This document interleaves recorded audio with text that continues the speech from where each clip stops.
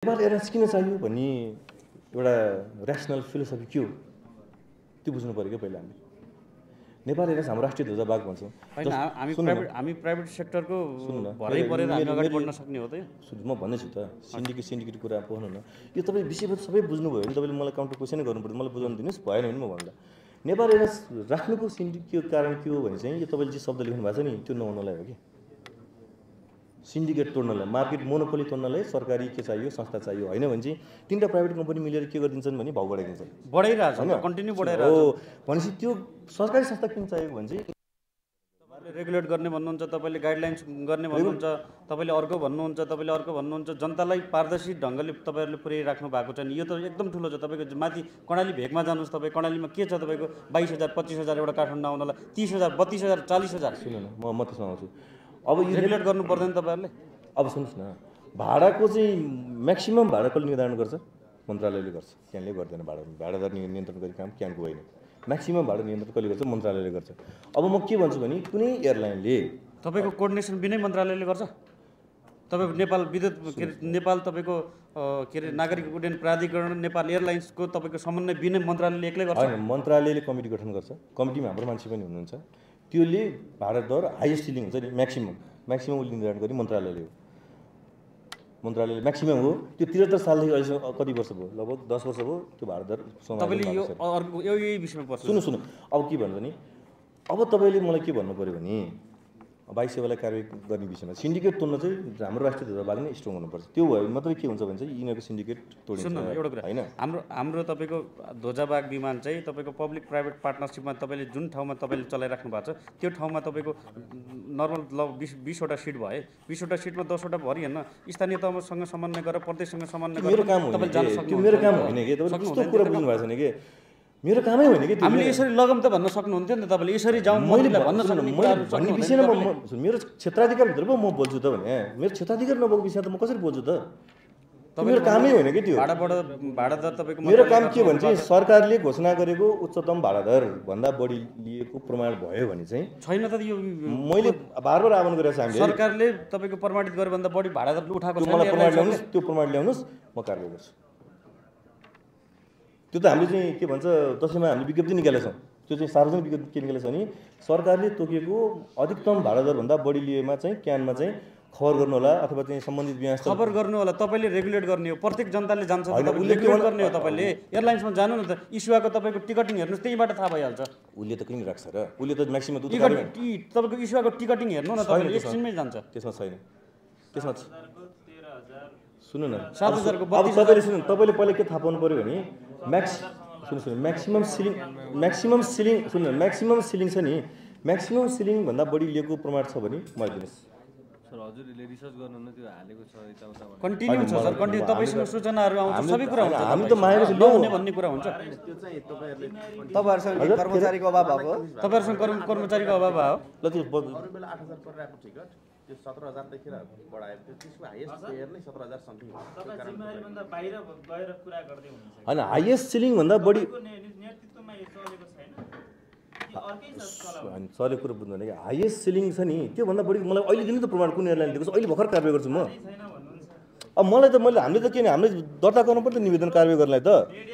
सुन्नु न, मिडियामा हेरेर कारवाही गर्न जाने कुरो होइन नि त। एउटा कुरा तपाईँले भन्नु खोजेको दर्ता तपाईँको जनताले गर्ने हो, तपाईँले रेगुलेट गर्ने हो। तपाईँले यहाँ यस्तो भइरहेको तपाईँ अगाडि सर्ने होला नि त, तपाईँको नियामक निकाय अगाडि सर्ने होला नि त। तपाईँ कसरी सरिलो भन्नु मलाई भन्नु त।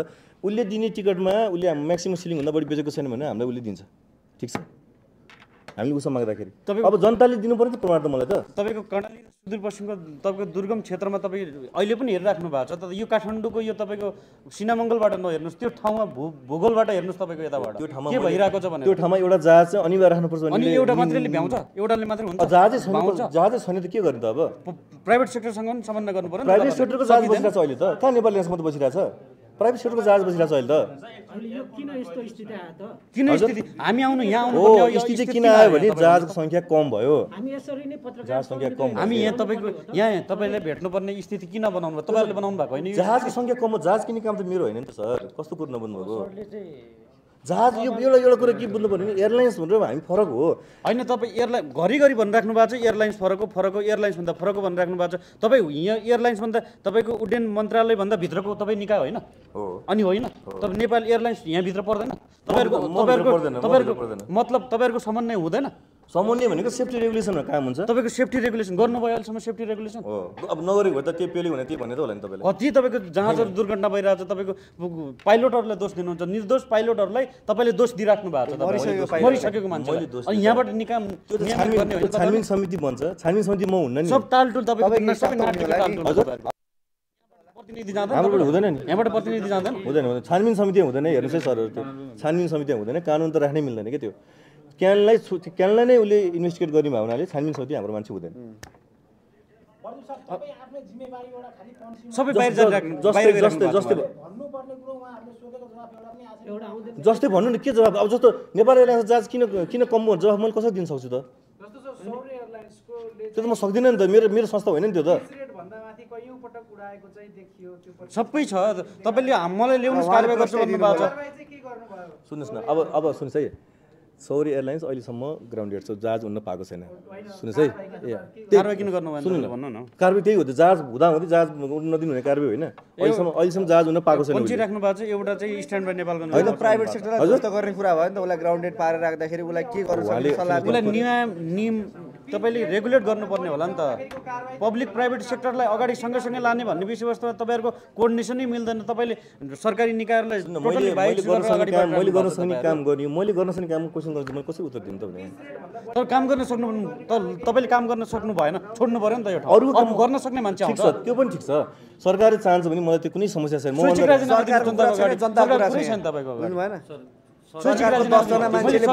मैले हात ठाडो पारेँ म सकिनँ जनताको अगाडि रेगुलेट गर्न सकिनँ मैले गाइडलाइन्स गर्न सकिनँ भनेर राजीनामा दिनुहोस् तपाईँ नेपाल एयरलाइन्सको राजीनामा दिनुहोस् तपाईँले कसरी राजीनामा दिनु भने अब के काम गर्न सकेन भने भन्नु पऱ्यो नि त भने यत्रो जनताको असन्तुष्टि चाहिँ तपाईँले भनिराख्नु भएको छ कि मैले के काम गर्न सकेन भनिराख्नु भएको छ बाइपास गरिराख्नु भएको छ मुद्दा कतातिर यो सुन्नु न यो हिमाली कर्णालीको क्षेत्र यो फ्लाइट त्यहाँको पीडा हेरिराख्नु भएको छ तपाईँले त्यहाँको पीडा थाहा छ तपाईँलाई अब रिचाले बोला त्यो फ्लाइटको उसमा छ त्यहाँको पीडा थाहा छ तपाईँहरूलाई त्यो अब भन्नु सम्बन्धित डिपार्टमेन्टले यसमा काम गरिरहेछ कि तपाईँहरू गरेर हुँदैन सर रिजल्ट चाहियो रिजल्ट चाहिँ तपाईँहरूले धेरै कुरा गर्नुभयो भनेर यत्रो आन्दोलनको आँधीभुरी ल्याएको होइन त हामीले होइन कुरा मात्रै भयो क्या डेमोक्रेसी भन्ने तपाईँको किताबमा मात्रै भयो क्या यो जुन प्रवृत्ति छ त्यो विरुद्ध हो क्या प्रवृत्ति विरुद्ध हो क्या सर तपाईँको विरुद्ध होइन तपाईँ के अरे प्रदीप अधिकारी कस्तो व्यक्ति कता हो भन्नेतिर गएन हामी यो प्रवृत्तिको विरुद्धको लडाइँ तपाईँले साथ दिनुहोस् हामीलाई साथ नदिनु त मैले हरेक तपाईँलाई साथ दिन्छु भनेको छु त अब यहाँ कस्तो भइरहेछ भने जसले गर्न खोजिरहेछ नि त्यसैलाई कमजोर गर्नु खोजिरहेछ जनतालाई एकदम क्लियर भन्नुहोस् जसले कमजोर जसले काम जसले रेगुलेट गर्न खोजिरहेछ हिजो तपाईँको अनि त्यसैलाई चाहिँ कमजोर गर्न खोजिरहेछन् कि मान्छेहरूले हामीले हजुरहरूलाई पर्सनली चिन्दैन बुझ्नुभयो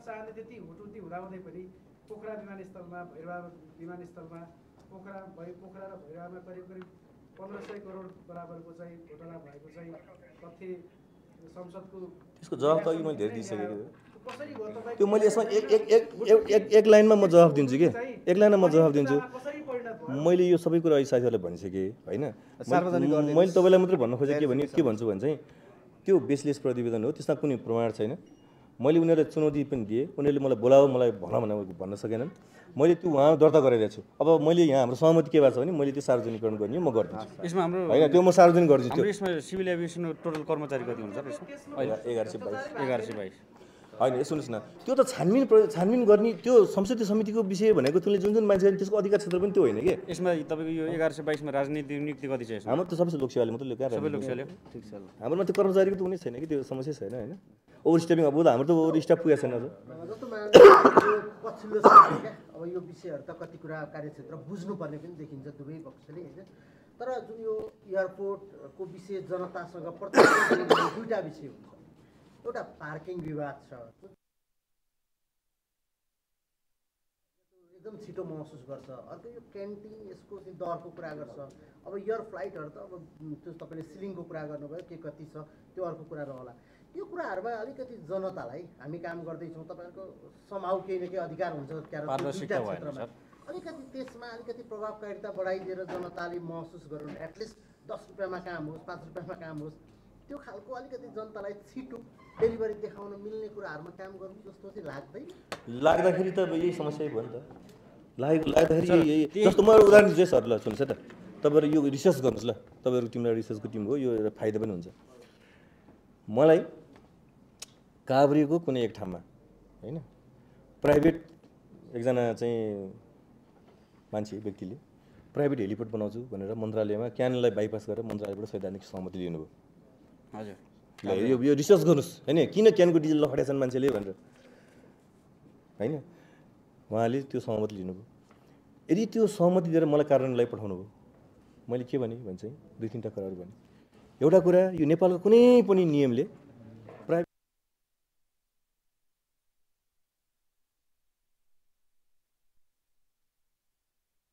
अनि भोलि यस्तै मान्छे अरू आउनु थाल्यो भने त सबै यो त सिभिलेसन आउँदैन त सबैजना आखिर सिभिलेसनको त विकल्प त छैन नि त म आज छु भोलि अर्को आउला तर संस्था त सबैले चाहिन्छ सधैँ चाहिन्छ नि त होइन भनेर त्यस कारणले चाहिँ यो काम गर्न सकिन्न। सुन्नुहोस् है यो काम गर्न सकिन्न भन्यो भने तत्कालीन मन्त्रीले तपाईँ मलाई लेखेर दिन सक्नुहुन्छ भनेको म लेखेर दिन्छु भनेर तपाईँको निर्णय कार्यान्वयन गर्न सकिन्न भनेर लेखेर दिएँ मैले। मन्त्रीले गरेको डिसिजन एउटा डिजीले गर्न सकिन्न भनेर लेखेर दिने डिजी तपाईँ थियो सिभिलेसनमा।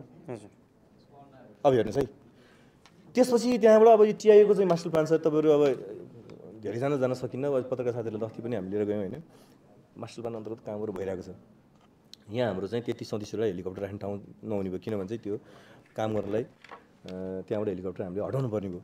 अनि हेलिकप्टर कम्पनीको एउटा तपाईँले के बुझ्नुहोस् भने काठमाडौँभन्दा बाहिर बेस राख्यो भने चाहिँ त्यसको बिजनेस हुँदैन कि किनभने टुरिस्ट भने काठमाडौँ आउँछ काठमाडौँबाट लुक्ला जाने काठमाडौँबाट रारा जाने काठमाडौँबाट चाहिँ अन्त जाने हो जेनरली काठमाडौँमै आउने भयो भनेपछि उहाँहरूलाई पनि के भने के भने तपाईँ त सर दिनु पऱ्यो भनेर मैले भने भन्दाखेरि सर यो त हामी बाहिर गयो भने त हामी त खतम हुन्छौँ बरु यता कतै ठाउँ खोज्नु पऱ्यो भनेपछि हामीले चाहिँ अनि नलिनचोक भन्ने नलिनचोक भन्ने ठाउँमा चाहिँ हाम्रो त्यहाँ जग्गा 32 रुपियाँ जग्गा थियो त्यो सुकुम्बा चाहिँ जग्गा खान्थ्यो त्यो जग्गा थियो होइन। अनि हामीले त्यहाँ ठाउँ छ हुन्छ त भनेपछि ल हुन्छ यहाँ हुन्छ भन्यो।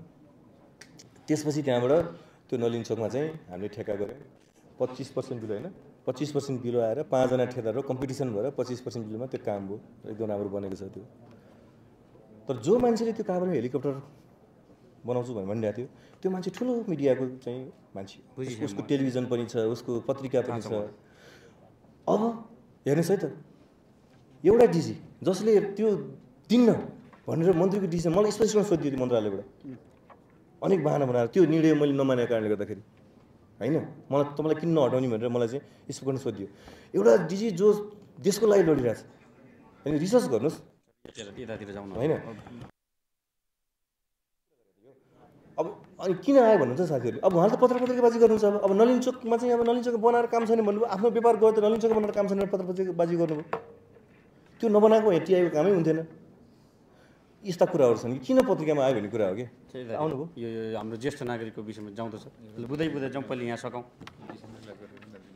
अनि त्यो रात्रि बिहान अब रात्रि बिहानको त उहाँलाई थाहा छ त्यो कुरा सबै अब जस्तो यो काठमाडौँमा 51वटा जहाज चाहिँ पहिला यहीँ काठमाडौँमा बस्थेँ यो जहाजहरू सबै चन्द्रगढदेखि धनगढीसम्म जहाज पठाएको काम मैले गरेँ त्यो बेला पनि म विरुद्ध आन्दोलन भयो एयरलाइन ग्राउन्ड ह्यान्डलिङको विषय होइन त्यो बेला मेरो विरुद्ध आन्दोलन किन तिमीहरू जाऊ आज बिहानै धनगढीबाट मान्छे तपाईँको चाहिँ काठमाडौँ कसरी आउँदैन अहिले राति बस्छ धनगढी जहाज त्यो गरेको मैले हो त्यो विरुद्ध पनि मेरो आन्दोलन भयो हेर्नुहोस् यहाँ सबै चाबी बुझाउँछु भनेर बसेँ। तपाईँहरूको यो बुद्ध एयरलाइन्सको तपाईँको मोनोपोली किन हो यो चाहिँ तपाईँले नसकेको लड्न नसकेको मोनोपोली भनेर अब उसको जहाज धेरै छन् होइन के हिसाबले मोनोपोली भनौँ त्यसमा त छलफल गरौँ न कसरी जाने भने छलफल गरौँ होइन। अब हामीले के विषयमा सुधार गर्नुपर्छ त्यो सुधारको विषयहरू पनि खोजौँ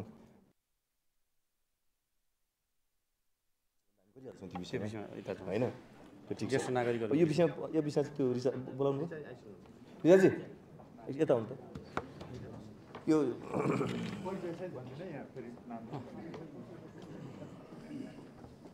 त्यसबाट भन्नुहुन्छ ए यहाँ आउनु त कुर्सी ल्याउनु अलिक